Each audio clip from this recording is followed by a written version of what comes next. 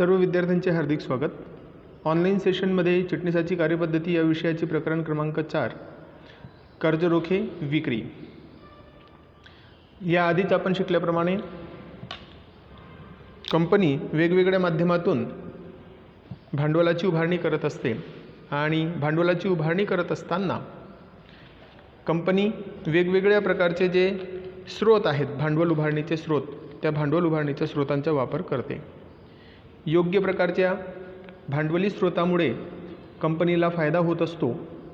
कंपनीचं जे संभाव्य होणारं जे भांडवली नुकसान आहे ते कमीत कमी होऊन अधिकाधिक फायदा कसा मिळवता येईल या दृष्टीने कंपनी भांडवलाची उभारणी करत असते आणि तशा प्रकारच्या भांडवली स्रोतांचा पर्यायी विचार कंपनी करते।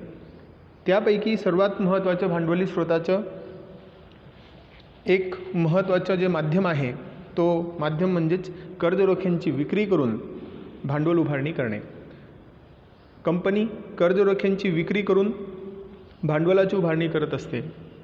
कर्ज रोखे विक्री हा एक कर्जऊ प्रकारातला एक भाग आहे आणि कर्जऊ भांडवलावर कंपनी व्याज देते हे देखील आपल्याला सर्वांना माहिती आहे। म्हणजेच कर्ज रोखे विक्री करून कंपनी कर्ज रोखे धारकांना व्याज देत असते।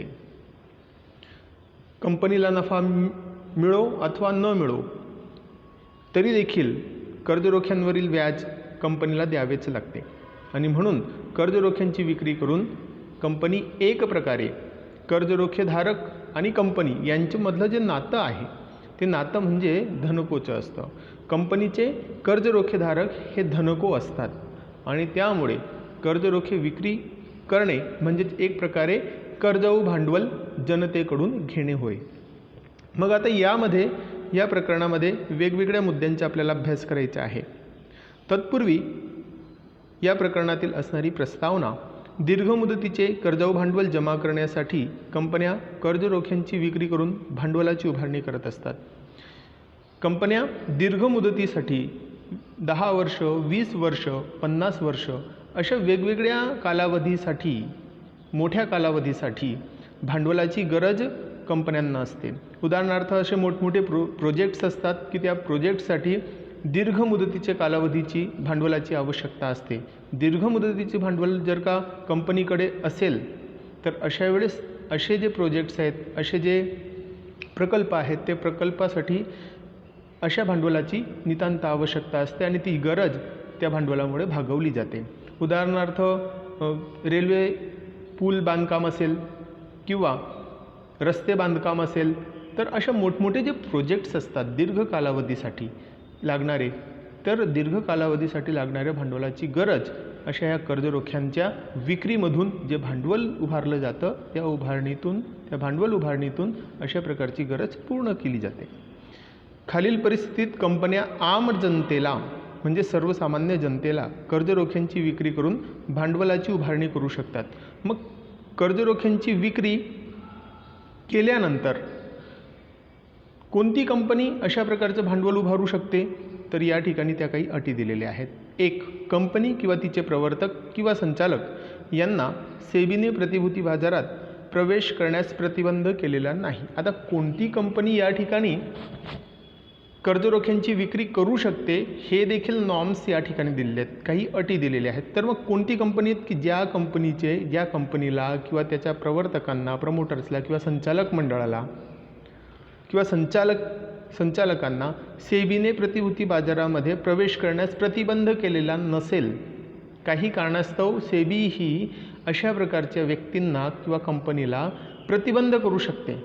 जर का काही अफरातफर केलेली असेल, काही फ्रॉड केलेला असेल किंवा काही कायद्याने ज्या बांधील गोष्टी आहेत त्या पाळल्या नसतील किंवा कायद्याच्या चौकटीत त्या जर का बसत नसतील तर अशा वेळेस सेबी ही प्रतिभूती बाजारामध्ये अशा प्रकारच्या व्यक्तींना, प्रवर्तकांना, संचालकांना किंवा कंपनीला हे प्रतिबंध करत असते, प्रतिबंध लावत असते। रिस्ट्रिक्शन्स, काही बंधनही घालत असते आणि म्हणून अशा प्रकारचं कुठलं तरी बंधन नाही न याची खातरजमा केल्यानंतरच कंपनी असेल किंवा तिचे प्रवर्तक असेल किंवा संचालक असेल यांना ते असणारे जे कर्जरोखे आहेत कंपनीचे कर्जरोखे हे भाग बाजारामध्ये किंवा प्रतिभूती बाजारांमध्ये विकता येतात. दुसरा महत्त्वाचा मुद्दा आहे या ठिकाणी 6 महिन्यांपेक्षा जास्त काळासाठी कोणत्याही कर्ज व प्रतिभूतीची परतफेड मुद्दल किंवा व्याज करण्यास कंपनीचे प्रवर्तक संचालक हे दोषी नसल्याचे घोषित केलेले असल्यास या प्रकरणामध्ये आपण कर्जरोखे विक्री संदर्भातील कायदेशीर विविध नियम, तरतुदींच्या आणि कर्जरोखे विक्रीच्या कार्यपद्धतीचा अभ्यास करणार आहोत.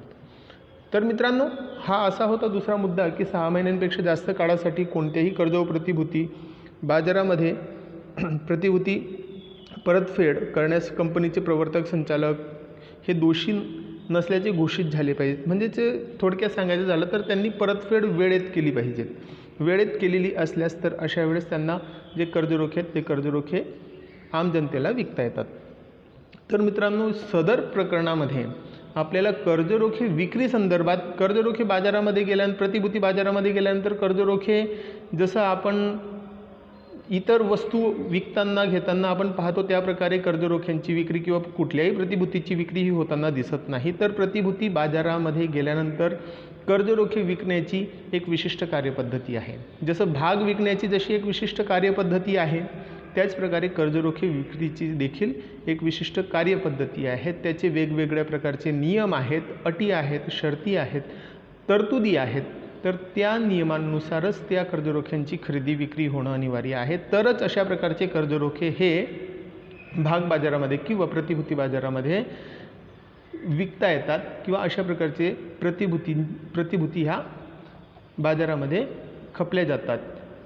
त्यालाच म्हणतात की कायदेशीर विक्री. जर का नियम, तरतुदी किंवा अटी वगळून किंवा यांना डावलून जर का नियमांना डावलून जर कर्जरोख्यांची विक्री करण्यात आली तर अशा वेळेस अशा प्रकारच्या कर्जरोख्यांना अवैध कर्जरोखे विक्री असे म्हणतात. आणि अवैध कर्जरोखे विक्री असल्यामुळे त्या ठिकाणी फ्रॉड होण्याच्या जास्तीत जास्त शक्यता असते. आणि म्हणून मित्रांनो, या ठिकाणी सर्वात महत्त्वाचं आहे की अशा प्रकारची जी कर्जरोख्यांची विक्री आहे ती वैध होणं आवश्यक आहे. आणि वैध होण्यासाठी, वैध म्हणजे कायदेशीर होण्यासाठी जे वेगवेगळ्या प्रकारचे नियम आहेत, कायदे आहेत, अटी आहेत, तरतुदी आहेत, त्यांचं पालन होणं, तंतोतंत पालन होणं अनिवार्य असतं. मग या ठिकाणी कोणते नियम आहेत, कोणता कायदा आहे? सर्वात महत्त्वाचं म्हणजे कंपनी कायदा 2013 आणि त्याचप्रकारे कंपनी नियम 2014 भाग भांडवल आणि कर्जरोख्या संदर्भातील. तर यांच्यात दिलेले जे कायदे आहेत, वेगवेगळे नियम, अटी, शर्ती आहेत, यांचं पालन होणं गरजेचं आहे. त्याचप्रकारे रिझर्व्ह बँकेचे काही मार्गदर्शक तत्त्व आहेत, त्या तत्त्वांचं देखील पालन होणं आवश्यक आहे.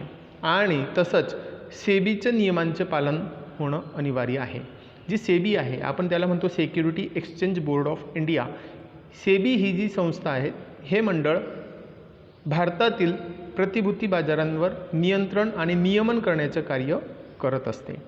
आणि म्हणून मित्रांनो, या ठिकाणी कर्जरोखे विक्री संदर्भातील जे नियम आहेत, काही मार्गदर्शक तत्त्वे आहेत, काही कायदे आहेत, कोणत्या कायद्यानुसार कोणत्या तरतुदी लागू होतात, कोणत्या नियमानुसार कोणत्या तरतुदी असल्या पाहिजेत किंवा कोणत्या मार्गदर्शक तत्त्वांनुसार कोणतं हे तत्त्व पाळलं गेलं पाहिजे, या संदर्भातील आपल्याला माहिती या तक्त्यात दिलेली आहे. मग कंपनीला कर्जरोख्यांच्या प्रकारानुसार पुढील तरतुदींचं पालन करावं लागतं.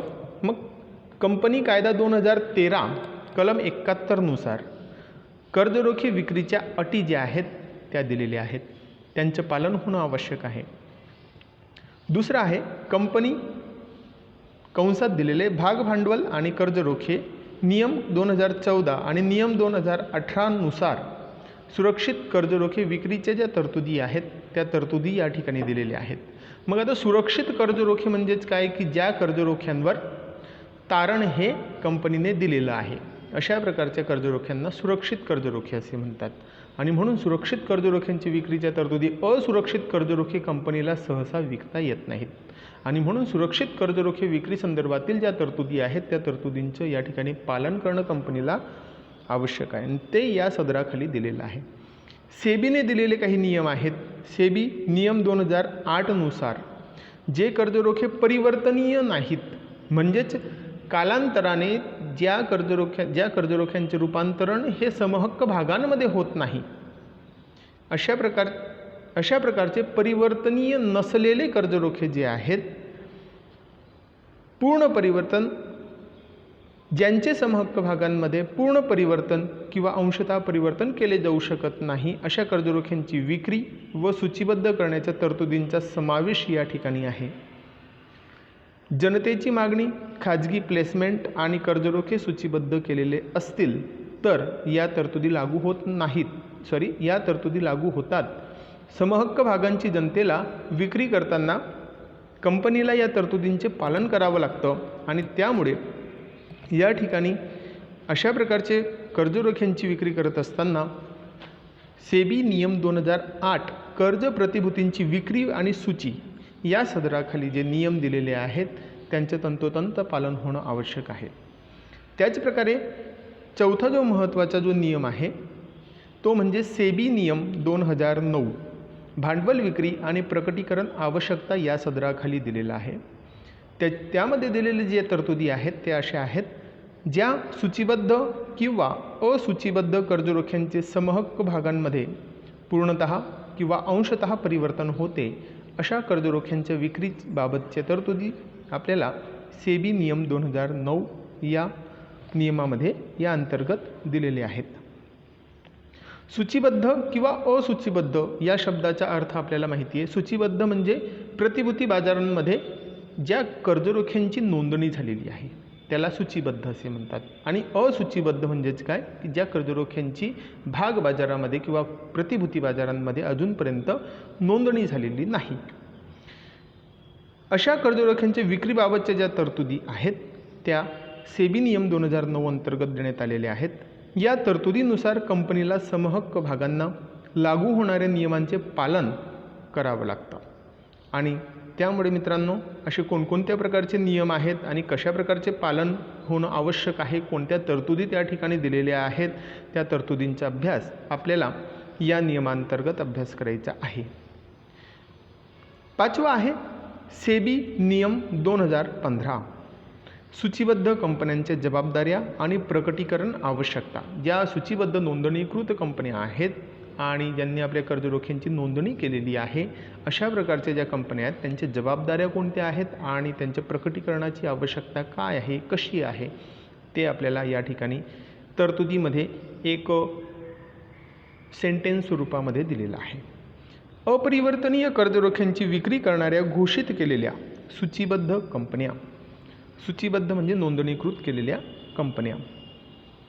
अपरिवर्तनीय कर्जरोखे म्हणजेच कालांतराने ज्या कर्जरोख्यांचे रूपांतरण हे समहक्क भागांमध्ये होत नाही अशा प्रकारच्या कर्जरोख्यांना अपरिवर्तनीय कर्जरोखे असे म्हणतात.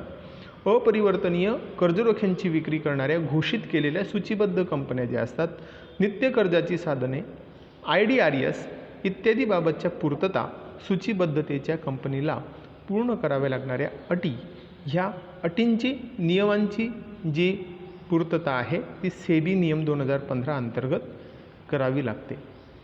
सहावा मुद्दा आहे भारतीय रिझर्व्ह बँकेची मार्गदर्शक तत्त्वे. नॉन इक्विटी साधनांची विक्री करून भांडवल उभारणी करणाऱ्या बँकांसाठी अशा प्रकारची तरतूद आहे.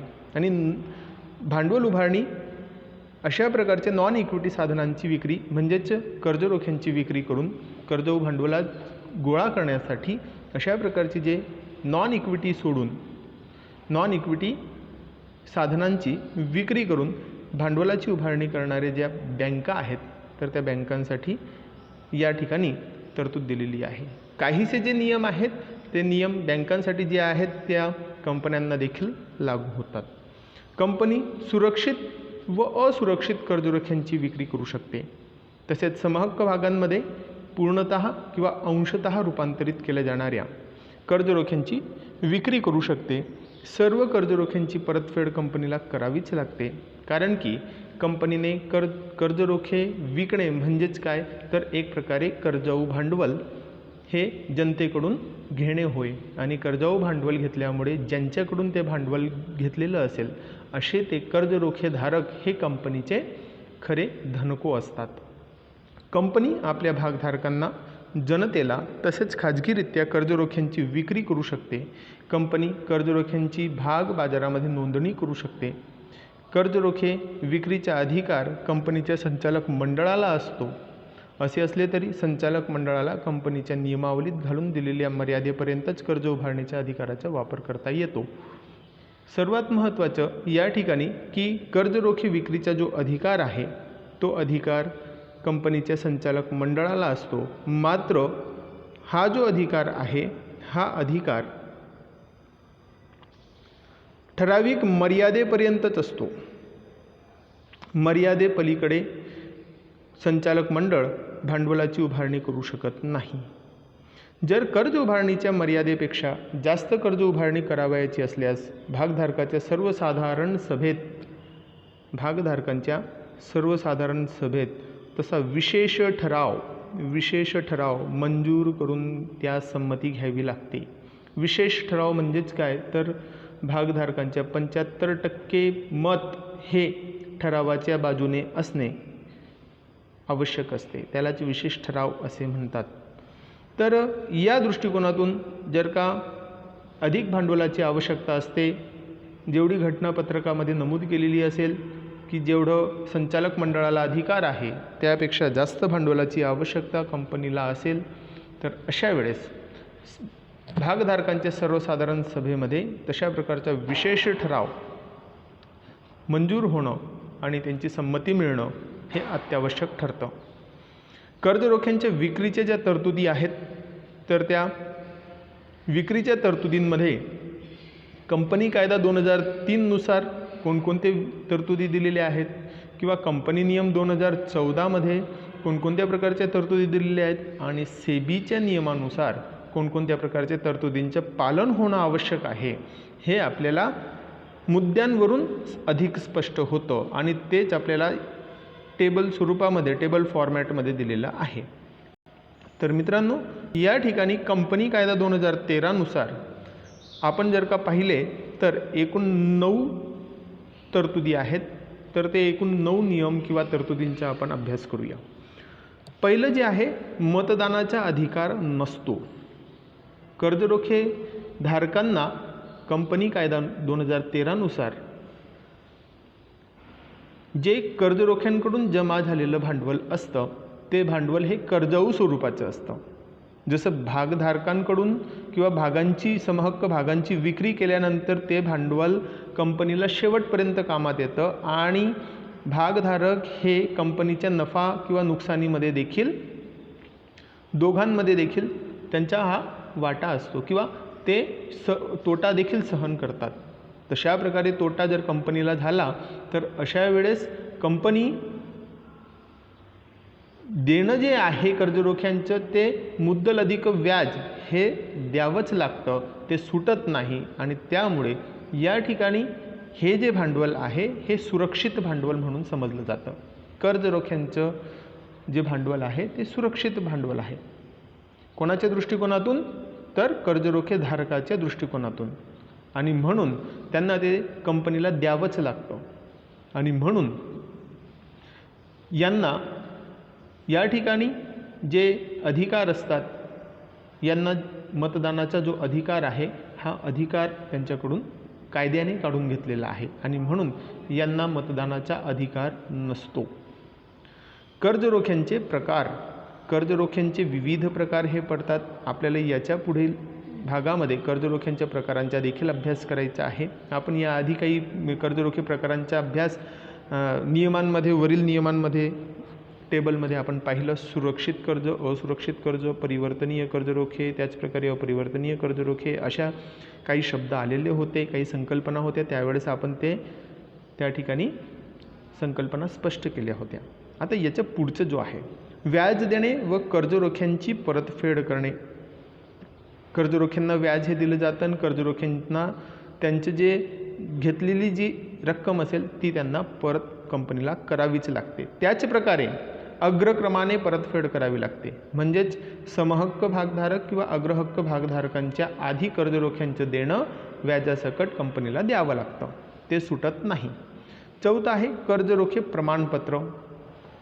कर्जरोख्यांची विक्री केल्यानंतर कर्जरोखे गुंतवणूकदारांनी खरेदी केल्यानंतर जे कर्जरोखे धारक असतात त्यांना प्रमाणपत्र हे दिलं जातं.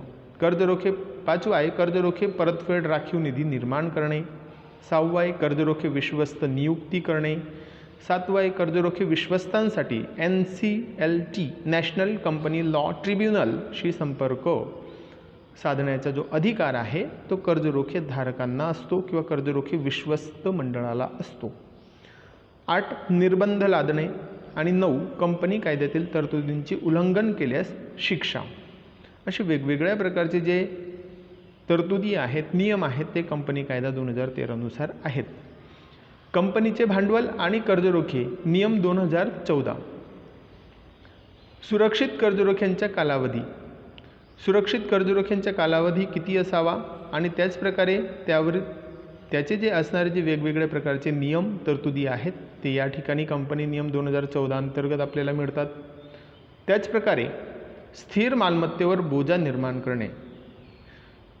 कंपनी कर्जरोख्यांची विक्री करत असताना सुरक्षित आणि असुरक्षित अशा कुठल्या तरी एका संकल्पनेवर आधारित किंवा अशा प्रकारच्या एका आधारावर कर्जरोख्यांची विक्री ही करत असते आणि त्यामुळे जर का ते कर्जरोख्यांची विक्री जर का सुरक्षित असेल तर कंपनीला आपल्या स्थिर मालमत्तेवर बोजा निर्माण करावा लागतो आणि किती प्रमाणामध्ये तो बोजा निर्माण करावा अशा प्रकारचे जे नियम आहेत, किती पर्सेंटेजवर करावं अशा प्रकारचे जे नियम आहेत किंवा तरतुदी आहेत ते या ठिकाणी कंपनी नियम 2014 अंतर्गत आपल्याला अभ्यासायला मिळतात.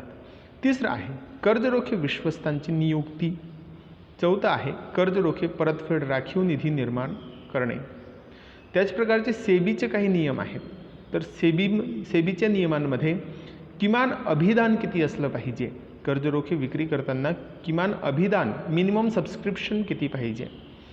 जसे की आपण किमान अभिदानाचा अभ्यास समहक्क भाग किंवा अग्रहक्क भाग विकताना किती असलं पाहिजे त्याचं पर्सेंटेजमध्ये आपण पाहिलं होतं. त्याचप्रकारे कर्जरोखे विकताना किमान अभिदान किती पाहिजे याचा देखील अभ्यास आपल्याला सेबीच्या नियमांमध्ये आढळतो. नंबर 2 मागणीपेक्षा जास्त मागणी आल्यास धारण करणे. मागणीपेक्षा जास्त मागणी जर का आलं तर आपण ओव्हर सबस्क्रिप्शन म्हणतो. तर अशा वेळेस कशा प्रकारे कर्जरोख्यांची वाटणी करायची आहे त्या प्रकारचे जे नियम आहेत, तरतुदी आहेत ते सेबीच्या नियमांमध्ये आपल्याला आढळतात. हमी देणे. हमी देण्याचा जो नियम आहे तो कशा प्रकारे हमी दिली जाते किंवा हमी घेतली जाते तर अशा प्रकारचे जे तरतुदी आहेत ते सेबीच्या नियमांतर्गत येतात. त्याचप्रकारे पतश्रेणी किंवा मानांकन अशा वेगवेगळ्या प्रकारच्या नियमांच्या, कायद्यांच्या किंवा मार्गदर्शक तत्वांचा अभ्यास आपल्याला कर्जरोखे विक्रीच्या तरतुदी अंतर्गत करायचा आहे. तर मित्रांनो या ठिकाणी आपण वेगवेगळ्या प्रकारच्या ज्या तरतुदी आहेत, नियम आहेत, कायदे आहेत यांचा अभ्यास या ठिकाणी थोडक्यात अभ्यास केला. या पुढील भागामध्ये आपल्याला कंपनी कायदा 2013 नुसार कर्जरोख्यांच्या विक्रीच्या तरतुदी कोणकोणत्या आहेत, त्याचप्रकारे कंपनीचे जे नियम आहेत 2014चा तर त्यामधील असणारे जे मुद्दे कोणकोणते आहेत याचा अभ्यास करायचा आहे आणि सेबीचे नियम कोणकोणते आहेत यांच्या डिटेलमध्ये आपल्याला पुढील तासिकेमध्ये अभ्यास करायचा आहे. तर मित्रांनो या ठिकाणी आय होप हे जे सर्व आहेत तरतुदींचं जे थोडक्यात आपण विवरण किंवा विवेचन आज अभ्यास केला हे आपल्याला समजलेलं असावं. पुढील तासिकेमध्ये आपण पुढील भागाचा अभ्यास करूया. धन्यवाद.